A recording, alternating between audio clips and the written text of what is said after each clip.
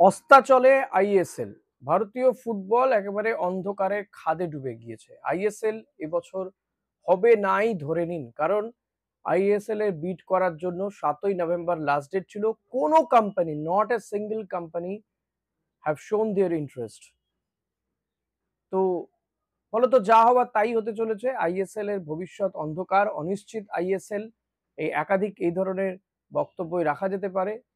তাহলে কি হবে? তাহলে যা হওয়া তাই হবে। টিমগুলো একে একে শাটার ডাউন করে দিচ্ছে, মিটার ডাউন, শাটার ডাউন। তো মোহনবাগান ইতিমধ্যেই তারা অনির্দিষ্টকালের জন্য প্র্যাকটিস বন্ধ করে দিয়েছে। এখন আইএসএল যদি আবার হওয়ার মতন পরিস্থিতি হয়, তাহলে তারা হয়তো প্র্যাকটিস শুরু করতে পারে। তো মোহনবাগানের দেখা দেখি আগামী 4টে টিম ছাড়া বাকি টিমগুলো সেই পথেই হাঁটবে ধরে নেওয়া যেতে পারে। কেউ কেউ হয়তো টিম তুলেও দিতে পারে, যেমনটা উড়িষ্যার প্রায় টিম তুলে দেওয়ার জোগাড়। ফলত সব মিলিয়ে ভারতীয় ফুটবল একেবারে অন্ধকার কৃষ্ণ গহ্বরে ঢুকে যাওয়ার অবস্থা। কল্যাণ চৌবের পদত্যাগ করা ছাড়া আমার মনে হয় না আর কোনো উপায় আছে। একটা উপায় হয়তো বাকি আছে, সেটা হচ্ছে মানে একটা থেকে দুটো তিনটে উপায় হতে পারে, যেগুলো হতে পারে কিন্তু যেগুলো বাস্তবসম্মত নয়, সেটাও দুটোই বলবো।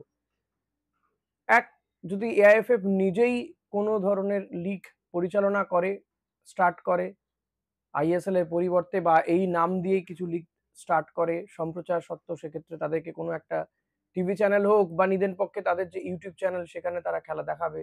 এ সমস্ত তাদেরকে তৈরি করতে হবে, রেডি করতে হবে। Then it will take time to December, মানে এই মাস তো ছেড়েই দিন, ডিসেম্বরেও শুরু হওয়ার চান্স নেই, মানে এই বছরেই হবে না।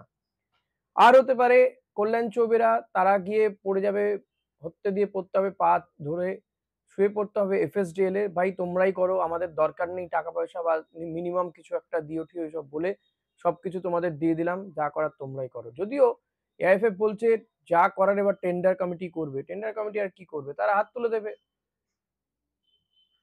এবং সেক্ষেত্রে এফএসডিএল তারা তাদের নিজেদের যে শর্ত তারা দিয়েছিল, যে এই যে ৩৭.৫ কোটি টাকা ইয়ারলি দেবে না এআইএফএফ কে, রেলিগেশন প্রমোশন থাকবে না অন্তত মিনিমাম ৫ বছর, কারণ এই দাবি কিন্তু এই কোম্পানি, এই যে ফ্র্যাঞ্চাইজি গুলো তারাও কিন্তু রেখেছিল এই দাবি। কিন্তু সুপ্রিম কোর্টের নির্দেশে, এএফসি, ফিফার নির্দেশে এই রেলিগেশন প্রমোশন রাখতেই হবে। মানে সমস্ত দিক দিয়ে লেজে গোবরে অবস্থা ছড়িয়ে ছিটিয়ে লাট করে দিয়েছেন কল্যাণ চৌবে। এখন এখান থেকে বাঁচার কোনো পথ নেই, আর যদি বাঁচতেই হয় তাহলে ওই বাঁচাতে পারেন একমাত্র মুকেশ আম্বানি, এফএসডিএল। তারা যদি বলে ঠিক আছে বাবা চলো এই বছরটা করে দিচ্ছি, কিন্তু নেক্সট টাইম থেকে আর এই সমস্ত ধানাই পানাই চলবে না, পুরো আমাদের দিয়ে দিতে হবে। অন্তত 15 বছর তারা বলছিল, অন্তত 20 বছর আমার মনে হয় ডিমান্ড করে বসবে, এবং তারা যা দেবে এআইএফএফ কে, যে ভিক্ষে টিক্ষে দেবে সেটাই মেনে নিতে হবে এআইএফএফ। এছাড়া কল্যাণ চৌবেদের কাছে আর কোনো পথ খোলা নেই, খোলা অন্তত দেখা যাচ্ছে না।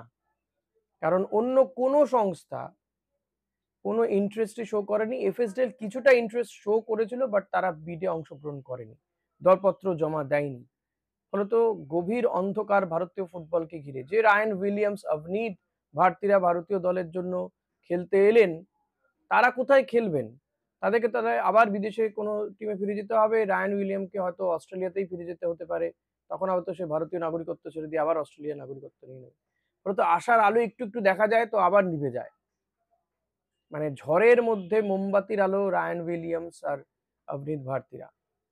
বাট আমার মনে হয় না, যদি ভারতে কোনো টপ টায়ার লিগই না থাকে, এই প্লেয়ার গুলো কোথায় খেলবে? রায়ান উইলিয়ামস কোথায় খেলবে? ভারতীয় দলের ম্যাচ কটার এই বাংলাদেশের বিরুদ্ধে ভারত খেলবে? এরপর তো আর কিছু দেখা যাচ্ছে না, ভবিষ্যৎ কিছু দেখা যাচ্ছে না। খালিদ জামিল অবশ্য বলছেন যে এরকম আরো বেশ কয়েকজন ৫-৬ জন বিদেশি, মানে বিদেশে থাকে প্লেয়ার রয়েছে, তাদেরকে নিয়ে আসা হবে, নিয়ে আসার কাজ শুরু হয়েছে সবে। যদি সেটা হয়ে থাকে তো খুব ভালো, শুরু তো হয়েছে, এটা তো ঠিকই, এটা খুব ভালো। কিন্তু টপ টায়ার লিগটা কোথায় ভারতের? ভারত তো ব্যান হয়ে যাবে, ইন্টারন্যাশনাল ম্যাচ খেলার জায়গাতেও থাকবে না, না ঘরকা না ঘটকা হয়ে যাবে। বাংলাদেশ অবশ্য ভারতের এই পদক্ষেপকে খুব ভালোভাবে দেখছে। সেখানকার সাংবাদিকদের কথা শুনছিলাম যে ভারত ভবিষ্যৎ দেখছে, বাংলাদেশ কি করছে। বাংলাদেশের বিরুদ্ধেই 18ই নভেম্বর ভারতীয় দল এএফসি কোয়ালিফাইং এশিয়ান কাপে কোয়ালিফাইং রাউন্ডে ম্যাচ খেলবে। যদিও ভারতের কাছে পাওয়ার কিছু নেই, ম্যাচটা জিতলে একটা প্রেস্টিজ ফাইটে জেতা হবে। বাংলাদেশ অবশ্য তারা তেড়েফুঁড়ে নামবে, তবে তাদের দলটা নিয়েও তারা অখুশি। বেশ কয়েকজন প্লেয়ারকে রাখা হয়নি তাদের এই দলে, নেপালের বিরুদ্ধে এবং ভারতের বিরুদ্ধে। নেপালের বিরুদ্ধে তারা একটা ফ্রেন্ডলি ম্যাচ খেলবে। কিন্তু ভারতীয় ফুটবল একেবারে অন্ধকারের অতল গহ্বরে চলে যাচ্ছে। আর এই মোহনবাগান যখন খেলবে না তখন অবশ্যই ইস্টবেঙ্গলের জন্য ভালো খবর রয়েছে। ইস্টবেঙ্গলের জন্য ভালো খবর এই যে ইস্টবেঙ্গলের গৌরব সাউ গোলকিপার ছাড়াও আরো একজন প্লেয়ার, রিজার্ভ টিমের প্লেয়ার, মানে যারা কলকাতা লিগ খেলেছে, গৌরব অবশ্য সিনিয়র টিমের সঙ্গে রয়েছে থার্ড গোলকিপার হিসেবে। তো তাদেরকে আন্ডার 23 ভারতীয় দলের জন্য ডাকা হয়েছে। এর পাশাপাশি যেটা জানা যাচ্ছে যে 16ই নভেম্বর থেকে সিকিম গোল্ড কাপ সেখানে খেলবে। সিকিমে খেলবে ইস্টবেঙ্গল ক্লাব, মানে জুনিয়র টিমটাই হয়তো খেলবে। 16ই নভেম্বর থেকে 29শে নভেম্বর পর্যন্ত এই টুর্নামেন্টটা খেলবে। এটা একটা ভালো খবর। যখন মোহনবাগান প্র্যাকটিস বন্ধ করে দিচ্ছে, প্লেয়াররা হয়তো ঘুমিয়ে পড়বে, ঘুরতে ঘুরতে যাবে। এর মধ্যে জেমি ম্যাকলারেন তিনি অন্তর্বাসে মোহনবাগান জার্সি পরে বা মোহনবাগান জার্সি কালারের অন্তর্বাস পড়েছেন। এটা তাদের টিম কিভাবে দেখছে জানি না, তবে এটা খুবই দৃষ্টিকটু তো আমার মনে হয়েছে। এটা কখনোই উচিত হয়নি আর কি। তো সবাই ঘুরে ঘুরে বেড়াবে, বসে বসে মাইনে পাবে, কিন্তু কোনো টুর্নামেন্ট খেলতে পারবে না। তবে ইস্টবেঙ্গল তারা তাদের জুনিয়র টিমটাকে নিয়ে খেলতে যাবে সিকিমে। হয়তো সেই টিমে পিভি বিষ্ণু, ডেভিডদেরকে সুযোগ দেওয়াও হতে পারে। তারা সেখানে খেলতে, বা এডমুন্ড লালরিনিকা তাদেরকেও দেখা যেতে পারে। কারণ তার মধ্যে তো আবার সুপার কাপও শেষ হয়ে যাবে। সুপার কাপের ফাইনাল, সেমিফাইনাল শেষ হয়ে যাবে। না, সরি, শেষ হবে না। মানে টিমটা, কারণ সুপার কাপের সেমিফাইনাল মানে ভুলেই গেছি, 1 মাস পরে খেলা হবে। সেমিফাইনাল তো হবে 4ঠা ডিসেম্বর, ফাইনাল হবে 7ই ডিসেম্বর। তো এর মধ্যে খেলা হয়ে যাবে, তো টিমটা একটা প্র্যাকটিস পেয়ে যেতে পারে। এখন যদি এই সিনিয়র টিমের কয়েকজনকে নিয়ে, জুনিয়র টিমের কয়েকজনকে নিয়ে একটা মিক্সড আপ টিম তৈরি করে খেলে, তাহলে সিনিয়র টিমের কয়েকজন প্লেয়ার আবার একটু প্র্যাকটিস ম্যাচ পেয়ে যাবে। এটা একটা ভালো দিক। ইস্টবেঙ্গল একটা ভালো ভেবেছে এই জায়গাটায়, বলতে হবে। তো দেখা যাক, সব মিলিয়ে খুব মানে কি বলবো, আশার আলো তো ছেড়েই দিন।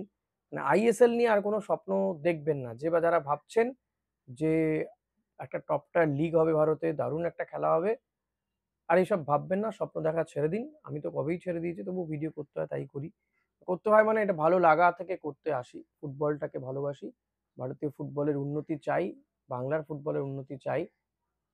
তো আগামী দিনে আমাদের সামনে আর কোনো ফুটবল নেই, তো আমাকে হয়তো আবারও ওই পলিটিক্স নিয়ে আলোচনা করতে হবে। কিছু করার নেই, থাকতে হবে, তো চ্যানেলটাকে বাঁচিয়ে রাখতে হবে। তো আপনাদের জন্যও খারাপ লাগছে, ফুটবল প্রেমীদের জন্য, গোটা দেশে ফুটবল প্রেমীদের জন্য খারাপ লাগছে। এমন একটা হবে, এটা আমি আজ থেকে 3 দিন আগে একটা ভিডিওতে বলেইছিলাম। কারণ কল্যাণ চৌবেদের যা মতিগতি, তা থেকে এর থেকে ভালো কিছু আর বোঝা যাচ্ছিল না। হ্যাঁ, তো তাদের বিশেষ করে 2 দিন পিছিয়ে দেওয়া হলো যখন, তখন বোঝাই গিয়েছিল যে কেউ ইন্টারেস্ট শো করছে না। ভারতীয় ফুটবল বিক্রি করার জায়গা নেই, কেউ বিক্রি করতে পারছে না। মানে এতটাই খারাপ মান এসে দাঁড়িয়েছে। র্যাঙ্কিংটা কোথায় নেমেছে ভাবুন। এই এত নিম্নগতির র্যাঙ্কিং এর ফুটবল কোন দেশ দেখাবে, কে দেখবে, কোন বিপণন সংস্থা এসে মানে অ্যাড দেবে, অ্যাডভার্টাইজমেন্ট দেবে। আপনি যেই পণ্যটা তৈরি করছেন, সেই পণ্যটা যদি বাজারে বিক্রিই না করতে পারেন, কেউ যদি না কেনে, তাহলে কি হবে? ঘরে থেকে থেকে পচে নষ্ট হবে, ফেলে দেবেন আপনি। তো তাই হবে। কেউ কিনতে চাইছে না, কেউ দেখাতে চাইছে না, জানে তারা বিপুল অর্থের ক্ষতি হবে। কিন্তু এফএসডিএল তবু ক্ষতি স্বীকার করে করছিল, করতে চেয়েও ছিল, কিন্তু তাদের কিছু শর্ত আছে, সেই শর্তগুলো পূরণ করতে হবে। এখন দেখার যে এই কল্যাণ চৌবের নেতৃত্বাধীন, মানে যারা একেবারে দুর্নীতিতে ডুবে রয়েছে, তারা ঠিক কি করে, মানে কিভাবে এটাকে এর থেকে পরিত্রাণ পাবে জানি না। আপনারা অতি অবশ্যই কমেন্ট করতে ভুলবেন না, কমেন্ট করবেন প্লিজ। পাশে থাকুন আমার, ভারতীয় ফুটবলের জানি আর পাশে থাকার জায়গা নেই, তবে আমি বলবো প্রতিবাদ করুন, আন্দোলন করুন, যে যেখানে যেমন ভাবে খুশি প্রতিবাদ করুন, এটাই বলবো। Thank you.